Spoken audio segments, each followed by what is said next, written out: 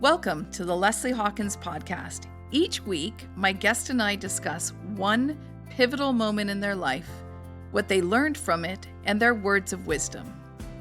His father opened a sports store in Toronto, and from an early age, the family business wasn't just where he worked, but where he grew up. But not everything built with love is easy to sustain. So he walked away, not from the work, but to save the relationship that mattered most. He forged his own path in entrepreneurship until his father called him back. This time, not to run the business, but to sell it. Then came the hardest transition of all, learning for the first time to work for someone else. What followed was a masterclass in people leadership, built on a foundation his father had laid years before. This is a conversation about family, identity, and a legacy that has nothing to do with what you sell and everything to do with how you make people feel. Welcome to the Leslie Hawkins podcast. I am so grateful that you are here joining us today. Please welcome today's guest, Stephen Clements. So Stephen is a leadership coach. He is a former corporate executive. He is a business family leader. He's an entrepreneur. There is so much that Stephen has done, and I can't wait for you to hear his story. So welcome to the podcast. Thank you for having me. So good. So this podcast is all based on one question, which is, what is one pivotal moment in your life? And the reason I chose that question was, first of all, it's really universal. We've all had multiple pivotals through our life, and some we've chosen, some have been chosen for us or imposed on us. But throughout the journeys and all of the pivots that I've been through, I found that there can be a moment where you feel like you're the only person that's gone through this particular pivot. And the moment you start talking about it, you realize, oh, wait a second, there's an entire community out there who has been there, done that, and can help. And so I wanted to create this platform to introduce the audience to amazing people like yourself, and also to hear their stories so that there is an understanding that people have been through things and really tell their human experience. Awesome. Great. So let me ask you, Stephen, what is one pivotal moment in your life? Well, like you said, like most people, I've had many, but I think the one I think of the most is in 2005, we sold our family business to a competitor who was a public company, and that changed everything for me. Yes, exactly. So your family business was National Sports? Correct. Okay, so tell us about National. Sure. Well, my father was a serial entrepreneur, and in the mid to late 60s, he actually started working for a company called Collegiate Sports, which was a predecessor to Sport Check and other old Firehouse Sports. He worked there, and then he ended up starting his own business called National Gym Clothing Limited, driving literally out of the trunk of his car, delivering running shoes, T-shirts, shorts to high schools across Ontario. And from there, in 1971, he opened a little store on Yonge Street. The people that would remember it, if you're as in my vintage, it was called National Gym Clothing Limited. So National Gym is what the people knew it as. And then he eventually changed it to National Sports, and over the years ended up opening up to 21 stores at one point, and went through quite a ride. I mean, if you think about it, there wasn't a lot of big box stores back in 1971. No. There wasn't really any. Collegiate Sports might have been one. Nike was just kind of getting started, 60s, and they really weren't that well known. So he was a bit ahead of his time. And then, so he was known for crazy things like midnight madness sales, staying open all night long, selling stuff at 80% off at 4:00 in the morning, crazy stuff like that was happening back then. And went through quite a journey. In 1994, I actually went through bankruptcy protection, CCAA, and came out of that alive. And then in 2005, we sold the family business to Forzani Group, Yes. John Forzani and the Forzani Group, which is the owner of Sport Check and Sports Experts and many other banners. And so that was kind of that moment. So, That's a big change. yeah. So when did you start working at National? Were you like indoctrined right in? Yeah. Like early probably on? when I was like 12 years old. Yeah. So I was the store at Young and Shepherd. So I would have been 10 years old when it opened. So I was probably around then, but I think I remember taking the bus after school. We could do that back then, and the subway. And it was, pretty short. I would work nights and weekends when I was 12, 13, 14 years old. And I remember having the keys at one point at 15 or 16 and when there was only one store. Worked up until I went away for grade 12 and for college, and came back and got kind of back into the business after that. And then worked for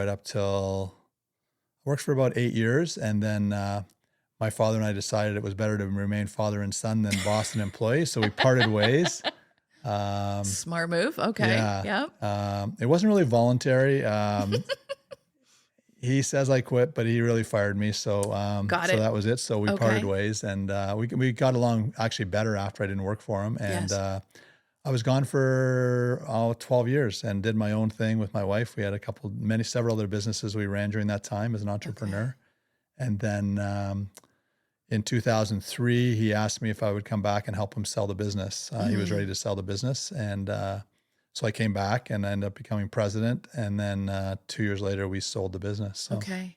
And why did you want to sell the business? Like National Sports, I mean, there was one right down the road from where we live. Yeah.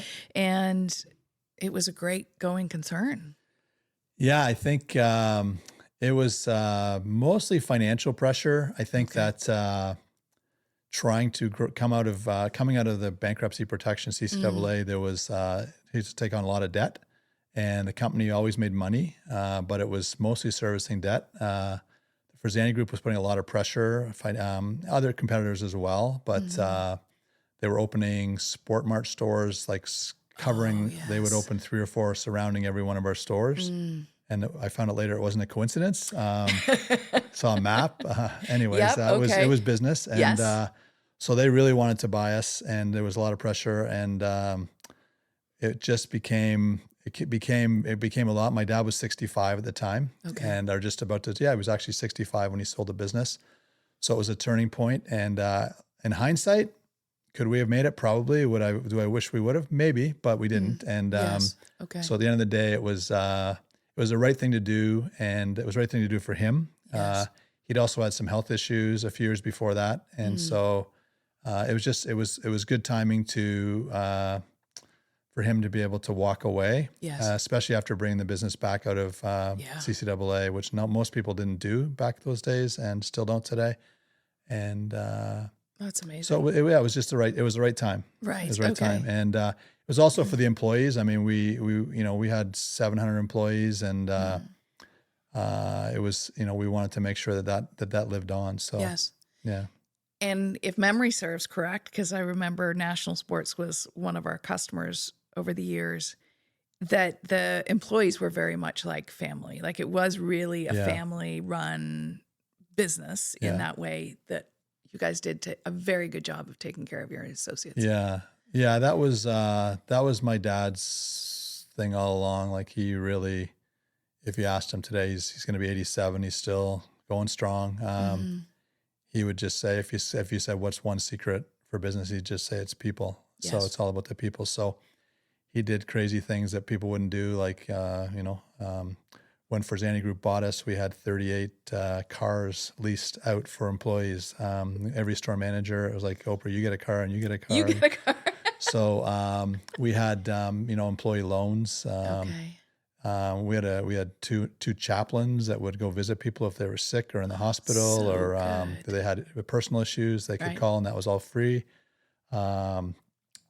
We'd have an annual picnic up at his property in Uxbridge, where they'd bus all the employees in and have like a little Olympics on every July 1st.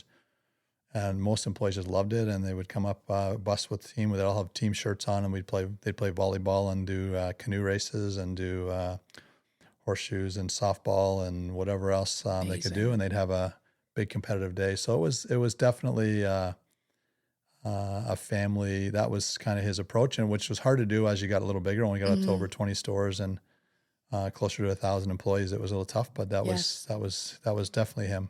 That's amazing. Yeah. Yeah, and it's the expression of the good old days. I mean, that's the way business should be. Yeah. I wish it was more like that now. Yeah. But it's amazing to see that. Hopefully that legacy lives on with some of the people that were still within that organization, because that's so impactful when you can actually dial in on what's important as people. Yeah. It seems somewhat lost. Yeah, it's hard to do in a corporate environment. When we got acquired, we were able to we did our best to keep that going. One of the other things that he'd always done is, we'll probably talk about it later, but there's a charity that he started called the Jennifer Ashley Children's Charity. And so all the stores would raise money. And today, like Canadian Tire does a really good job with Jumpstart. So we were doing that, like 25 years ago with Jennifer Ashley. So anybody that came in the store, we were asking for money for charity, and they were giving it. And so the stores got a part of that. So they were part of helping this charity, which was helping kids that are in terminally and chronically ill in hospital. And so there was something bigger than just selling running shoes and selling hockey sticks. Like they were actually they felt part of the charity. They would come and volunteer. We had at the dinner, they would come and volunteer at there was an annual picnic, they would volunteer. So there was a big connection with the charity. Right. So when we took it over, when Fresani Group bought us, then my dad retired that first day. He was done, and I actually took it over. Okay. And we did our best for the next 16 years to try to keep that legacy. And I think we did a fairly good job in a corporate environment to keep that going. Not as easy, but they gave us a lot of freedom culturally. We had our own office, so we were able to do that from a corporate point of view. So I think we did our best to keep that going. So okay, so you spent first chunk of your career as an entrepreneur or working for your dad, right? And then the sale happens, and now you're working for the Fresani Group, right? And what was that pivot like? Yeah. Well, it was. I was 43 years old, and I'd only ever worked for myself or my father. I did have a part-time job when I was 16, carrying patio stones. Somehow he got me doing that just to get me. I don't know how I agreed to that one, but it was a very heavy labor job. One of his best friends, but other than that, I'd only ever worked for my dad or myself. So when Fresani Group bought us, I had no idea what to expect. So the day that the sale closed, I sat in our office with the CEO at the time, Bob Sartor, and on a scrap piece of paper, he scribbled out a contract offer, and I looked, and it was a two-year contract offer with their ability to fire me in 6 months with 6 months notice if they wanted. And I said yes, and most of my friends said, "You won't last 6 months. You can't work for a big company." And I said, "You're probably right." Thanks for your faith in me. Thanks for your faith in me. Yeah. So, so that was January 31st, 2005, and ended up, in different versions of the business. I was there till May of 2021. So that's amazing. Yeah. Okay. And then, but National Sports is no longer, right? So they, at some point, folded that business in to Sport Check? Yeah. So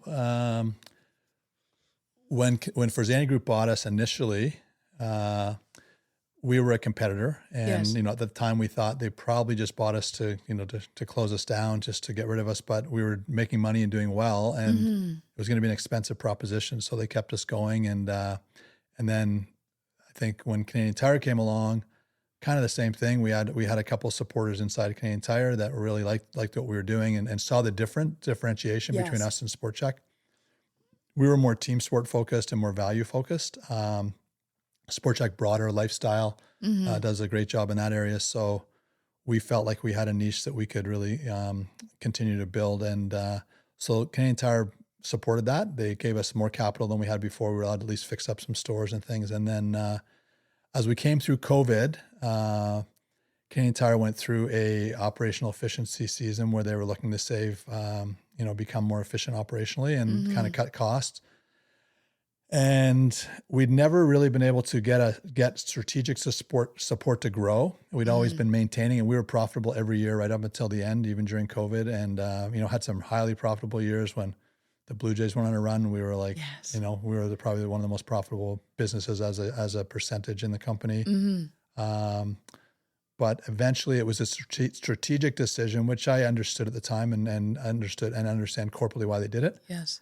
In November of 2020, they said, we're going to close you down, and we're just going to, we just believe that we can pick up that between Canadian Tire, between Sport Check, Marks, whatever else, other banners, Sports Experts in Quebec, every other banners they had, they thought they could pick up that business, and that they would, help us. We'd run a closing sale, and then we would be all done. So yeah, it was definitely it was a difficult moment, but I knew it was coming. I knew it potentially would be coming. And if you think back to what that was like in 2020, things were really up in the air. Nobody knew what was going to happen. So absolutely, I don't think there was a big surprise, but it was a it was a difficult thing to have to oversee. But they gave me the opportunity, fortunately, to stay until the end and help do the wind down and focus on getting people jobs and going out the same way we ran the business for 50 years of, being customer focused and also doing a good job for the owners, which was Canadian Tire. So yes. And while strategically it makes total sense, emotionally, that must have been challenging for you and your dad, though, also to see but this is our banner. This is our family legacy. And while I appreciate the sale in 2005, that must have been a tough last day. Yeah. The, when I found out in November, when I was told, surprisingly, my dad was fine. I think he had decided when he sold it that was no longer him. So he probably didn't like everything we did. So he didn't want to take, so I'd do it different this way. Yeah. You guys don't know what you're doing. Yes, you're probably right. But, so he kind of disconnected from it and was really focused on other things, especially Jennifer Ashley charity and other things. Yes. So I think he saw that more as his legacy, not so much. And I think the relationships with people, he could still walk into a store and they'd be giving him hugs, and, he'd be, even 5, 10, 15 years later. So I think that it was difficult. It was emotional, and the challenging was around the timing. We found out we had to hold that information for because it's a public company for quite a while. Yeah. When we finally told the staff in February of 2021, it was a very emotional, and we had to do it over Zoom because we had stores across the province. There was still tons of restrictions, and so we did that. But then what happened after that is we had a Zoom call. We had to do it after the market closed because it was the day before Canadian Tire's quarterly call, and so we did it after the markets closed, and. I was looking at the faces of the store managers on the screen. They were in shock, of course. They're, when telling them your business is about to be shut down. And then we said, tomorrow afternoon, we're having a call to talk about how we're running a closing sale. And they all showed up gung ho and let's do this, let's do it well. And so it was amazing, the culture of the company that we'd kept for those years. And then my wife, Tanya, and I, once that was announced, we set up we did a cross-province tour. Over 3 weeks, we visited all the stores and let them know we were coming, so that I'll make sure all the management and as many people wanted to be there, and we'd spend a few hours in each store. And what I found really, that's where the emotion came, because I'd go to the store and I'd be there. I went there to console them and to try to help them. How can I help you find a job? How can we help you? And they were only concerned about me. And so, I was bawling my eyes out every time I walked into the store. So totally. So it was, I kept it pretty good most of the time, but there was a few moments when it kind of just hit me, and it just kind of absolutely broke down. Yeah. It's an incredible legacy, though. Yeah. Congratulations. And I will say that we were able to find, we had 700 employees, and, we kind of gave them an option. If you want to stay, we're going to do our best to find you a job somewhere inside the corporation, because there's lots of banners. Yep. Some people took advantage of having the opportunity to receive severance after, so we had a lot of 20, 30, 40-year employees. So they were more, I think I'm good. You just, I'll take some time off, and exactly. I'll go get a job somewhere else. Or maybe I'm all done. But So they would, so we did our best, and I think we can say we found pretty much everybody who wanted a job internally. We got them a job. We helped, try to refer people to other companies to get them jobs there. Great. So, and we set 3 objectives. One was to find everybody a job that wanted a job. One was to, honor our customers and our vendors the way we just, way we shut down the business. And then, and just to be good stewards of, Canadian Tire and make sure we did the best we could. And we did that right till the end. So we went out with class. So That's amazing. yeah. Yep. And when you That's do a good. closing sale, when we announced it in February, we were running a store closing sale and a business closing sale, and the stores were literally closed because of COVID. So we were Right. not even open. We were doing curbside pickup Oh my and gosh. e-commerce. So Right. we were running a store going out of business sale with the stores locked. You had to either online orders and come pick up, or I don't know, I can't remember how it was, a few weeks before we could actually physically open those doors in March of 2021. So yeah, so that was an interesting time, and learned lots there. I bet. I Yeah. bet. Well, that's incredible. The culture that you built focused on people, like from day one till the final day. Yeah. That's amazing. You should be, you and your family should be incredibly proud of what you built and what you have sustained as your legacy. Yeah. It's Thank awesome. you. Yeah. And there's still people there. I don't know, there's not many, but there's still some that are there, still working. And Great. and I think from what I've been told, anybody who's stuck around and stayed, that they've done a really good job, and they've continued to Yes. wear that. To And flourish, yeah. if I walk in any of those stores today, and they're still in there, some of them still working, then they're really excited to see me. Absolutely. And just and my dad can still walk into those stores, and they'll still, he's sold it. He's like, Whatever. Norm. Yeah, exactly. From Cheers. Yeah, exactly. And literally that's his name. So that's Exactly. perfect. So, yeah. That's so good. Okay. So one part of the legacy obviously is national sports, Right. but the other part is also the Jennifer Ashley Foundation. Right. So tell me about that. So close to 40 years ago, 35, 36 years ago, my brother and sister-in-law had a baby, and the baby girl died at 6 months old. Her name was Jennifer Ashley Clements. And during that 6 months, she was in Sick Kids Hospital pretty much the whole time, because they didn't really know it was called spinal muscular atrophy. Today, there's actually some medicine. There's things that it's really expensive, but there is some medical help for that disease. But there Okay. was nothing at the time, so there was No. nothing they could do, and they knew that pretty early on. So, we spent a lot of time in the hospital, and my dad, being the entrepreneur that he is, decided that he noticed that,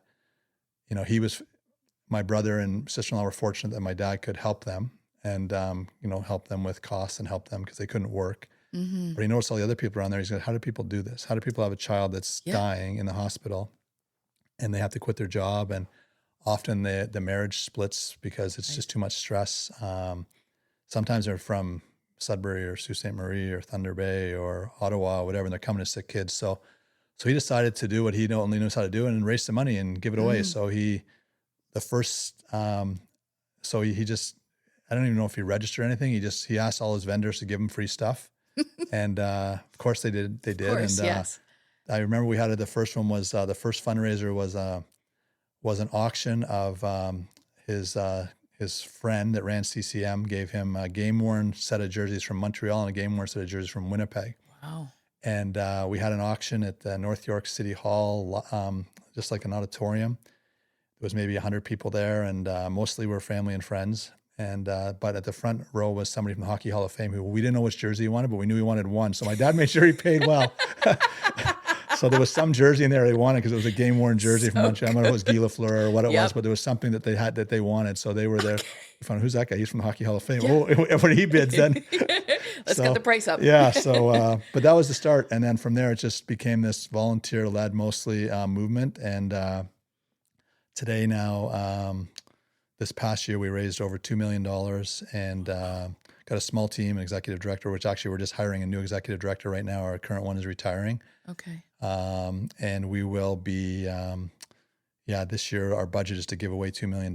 And that's, typically $4,000 to $5,000 at a time. And we've really narrowed our focus over the years and determined that it's back to the original roots, which was it's for families with kids in medical crisis, and they're Okay. either in the hospital or in and out of the hospital. So we've helped a lot of different things over the year because we don't want to say no to anybody. Right.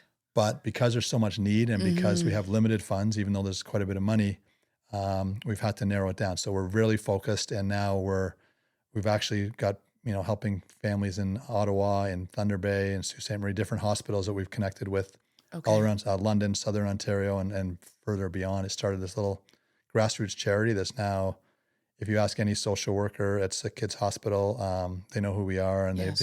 we're like a go-to because we're helping with emergency funds. It could be things like rent money, it could be food, it could be transportation, staying at a hotel when there's so many costs. And so Yes. we do a big fundraiser every year. Plus we do some annual appeals, and got some great corporate supporters. When we started, it was 95% sporting goods industry because my dad would be able to ask strongly for donations and they wouldn't say no to him. No. But that's gone. So now it's Yeah. there's a remnant still from sporting goods, Okay. but it's all different industries: construction, insurance, financial, technology. So there's Okay. like consultants. Like So we've good. broadened the base. So now, and there's a lot of family foundations, business foundations, the major banks with foundations. So there's a lot of people that have bought in and are contributing money on a regular basis. So we just we had a record year this past year in donations and in what we gave. So we're hoping to keep that going. So That's fantastic. yeah, And from what I understand, there's still an event that happens at your dad's place or yeah, the farm, it yeah, might be yeah. So called. there's two big events a year. One is a fundraiser, first week in May at Angus Glen, which there's still tickets available if you want Okay. to get them. Good to know. Okay. Jennifer Ashley Children's Charity, jenash.org. Okay. The other one is not a fundraiser. It's a free event. It's the highlight for my dad of, I think, his year. We invite all the families that Jennifer Ashley has helped over the many years. There'll be about 1,000 people show up at his property in Uxbridge. There's bouncy castles and clowns and face painting and petting zoos and ice cream and popcorn and snow cone machines and corn on the cob and a big barbecue. And it's pretty much all volunteer. Like the people that have been doing the corn on the cob, there's like 6 of them come with like feed 1,000 people, and it's their concession. They donate it, they do it, they supply it. People that barbecue, they've got if the people that are barbecuing at that day, like they've been doing it for 25 years, and you can't take the job away from them because that's their job. They're not Right. they're not giving it up. So and so there's like all the kids that have been helped. So you'll see kids in wheelchairs, kids that with braces, kids that can't walk, kids that are, but then you'll see healthy kids that, whether it's the donors and the supporters come as well with Yes. their kids. So just a mix of this big inclusion of everybody. And there's probably, it's very multiracial. There's, people from all walks of society. Yes. And the charity helps, there's a means threshold. So it's like people that it was up till recently, it was under $85,000 a year household income. Okay. Just were able to bump that up a little bit because we have more money to give away. But in the GTA, or if you live in Ontario and have one or two sick kids in the hospital and are making less than $85,000 a year, and you probably can't work. So it's a really interesting day, and it's I think it's like 5 hours, and it's just he up until recently he had a special shuttle bus that he would drive all the kids. They would park in the parking lot and drive them back down to the property. And there's fishing too. He's got ponds, so they're fishing, and they can. So there's all kinds of activities and games going on, and That's incredible. so it's a mix of kids that are healthy and kids that they just don't know, and they're all together. So I brought our granddaughters, and they had a blast, and so it's if you happen to bump into my dad, he will try to ask you for money for Jennifer Ashley, but more likely he'll try to tell you have to come to the picnic, because then you'll find out what Jennifer Ashley is about. That's what he'll tell you. Yes. So Okay. he's got a card actually that says Jennifer Ashley Children's Charity. That's his card he carries around with him. So good. And he's not scared to give it out. And No. yeah, so Well, you don't know until you ask, right? right. Okay. That's fantastic. Yeah. Okay. That's quite a legacy you've built, both you and your father. How, so through all of the pivots within business and starting this foundation, what have you learned about yourself personally?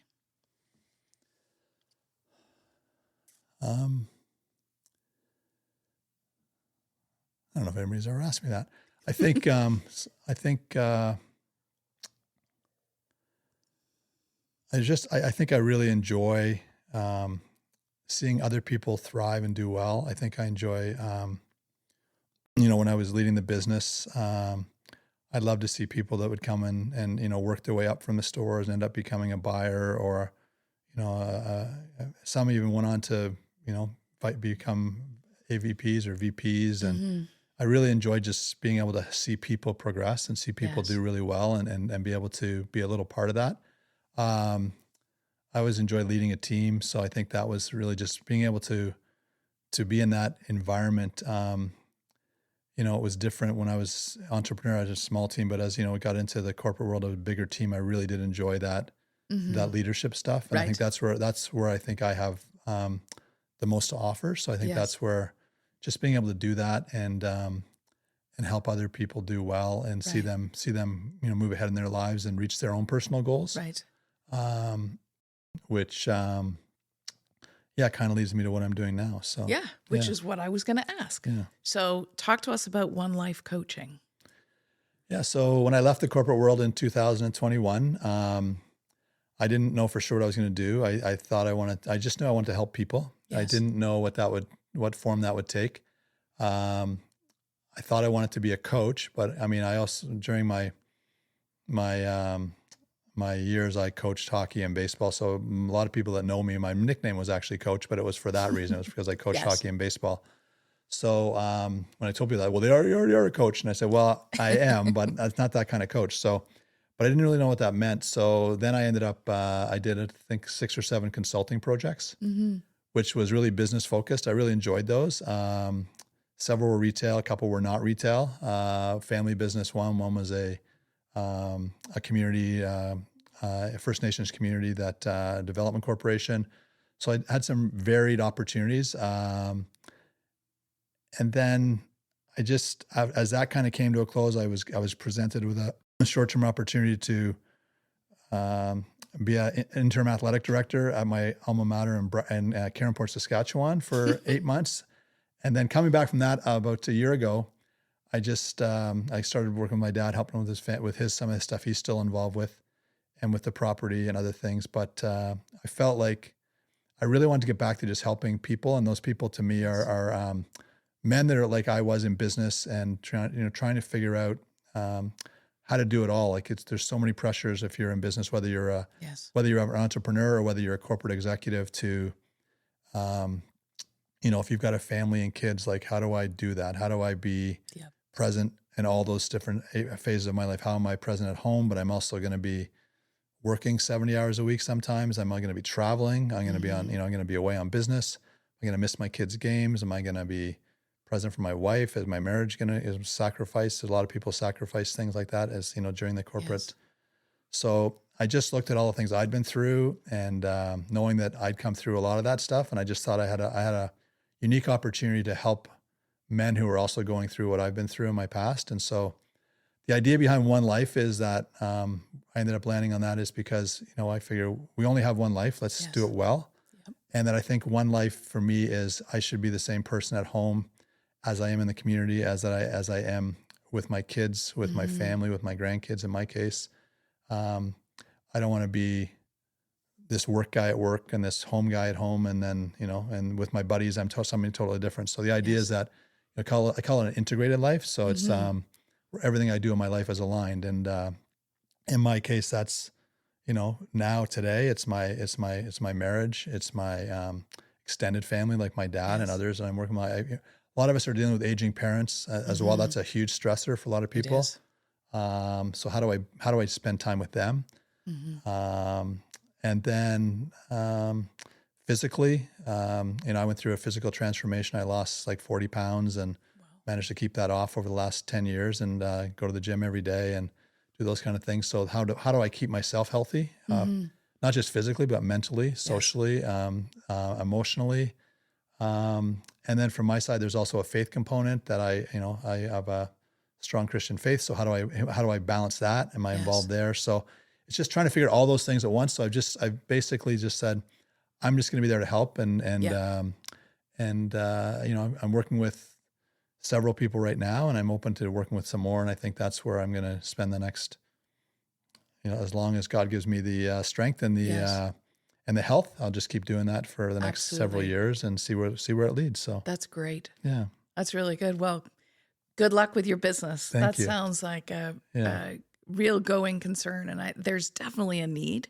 I mean, the amount of everybody looks as you climb the corporate ladder, it looks all nice and rosy. Yeah. But the reality is that you're always on the road, right? When you can't figure out what hotel you're in at any one time. Yeah. I remember that for years. You're always meeting new people. You're always on. And then when you're home, you're trying to be fully present, trying to find the balance, and somewhere in there, make sure that you still have a relationship and that you're still healthy and happy and all of that. It's daunting. Yeah. So it's great that you can help other men based on all of your experience, you've been through so much. Yeah. That's amazing. Yeah. I think it's, as you said, and you experienced that you were in those positions. So it's, it can be very lonely. Like if you're in a senior position, if you're an owner of a business, if you're an executive.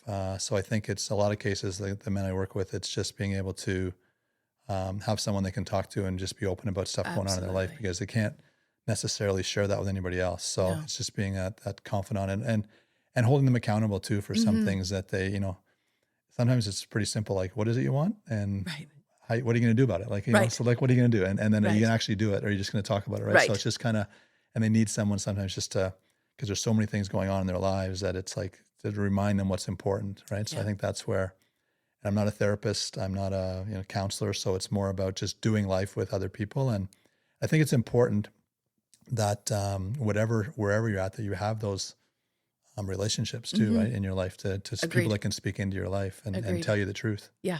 So, yeah. Absolutely. So my last question for you is, based on everything that you've experienced through work, personal, the foundation, what would be your words of wisdom for the audience? Guess I'm thinking about two things. I'm going to be 65 years old. So one is I think about a lot is it's never too late. So I actually bumped into somebody that I know at the gym who's about my age, and he's there every morning, and he's CEO of a big company, and you would know the name of the company if I told you. And I said, did you buy another company? He goes, yeah, we just bought a company. And I said, oh, what was he? Oh, it was a small company. He goes, the man we bought it from was 95. And I go, 95? He goes, yeah, he started the company when he was 65. And I go, oh, I'm good. I got lots of time on my hand. So he started the company when he was 65, and he just sold it at 95 years old. Wow, so, that's impressive. So it's never too late. If you have something you want to do, and whether you're 30, 40, 50, 60 like me, is you're kind of reinventing yourself right now and doing this. And so I think that don't be discouraged thinking and the other side, don't think you're too young either. So it's not like some people might think I'm too young, I'm too old. Well, you're never going to be just right. So, they say the best time to plant a tree was 20 years ago. The second best time is today. Right. So I think that's the one thing. And the other one would just be, I always hear my dad's words in my ears. It's all about the people. So just build those relationships. Don't burn bridges. Just, you never know, who's going to be your boss one day, or who's going to be, to tell our store managers, you don't know if that 18-year-old kid's going to be a brain surgeon one day, and you're going to go in for surgery, and he's going to be your doctor. Right. So you don't know who you're talking to. So just treat people well. Correct. Put other people ahead of yourself, and just try to help, try to make it about them, not about you. That's fantastic. Yeah. Great life advice as well. Thank you. Thank you. Well, thank you so much for being here today. It's been amazing learning about your story. I've watched from a distance with national sports, and I've heard a lot about you and your father. And anyone that I've run into, when you mention your name, your dad's name, or national sports, it's always the same thing. They're incredible, salt of the earth, real, genuine people. So it is a pleasure to finally, after all these years, meet you in person. So thank you for being here. Thank you very much for having me. It's been fun. Thank you. Thank you for joining me today. It was an absolute pleasure talking to Stephen. He serves as a reminder that the best leaders don't just build businesses, they build people. I mean, imagine having 2 chaplains on staff and extending loans to team members in need. It would be unthinkable in today's corporate culture, and yet, for Stephen, it was just the right thing to do. If this story resonated with you, please share it with someone you care about, and be sure to subscribe so you can continue to hear more pivotal stories involving one question, one turning point, one powerful story. I'll see you next week with another guest on the Leslie Hawkins Podcast.